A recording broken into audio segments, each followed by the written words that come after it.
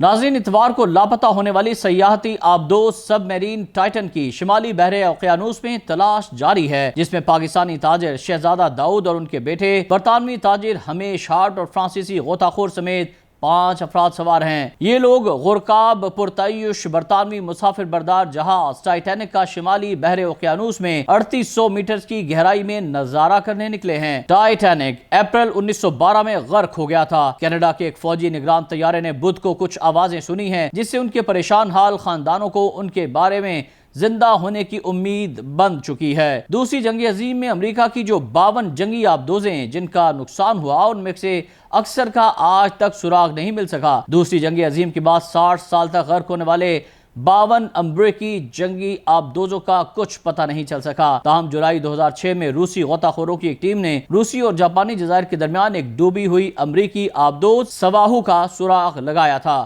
جبکہ 2019 میں جاپانی جزیرے اوکیناوا کے قریب ایک امریکی آبدوز گرے بیک کا 75 سال بعد سراغ ملا۔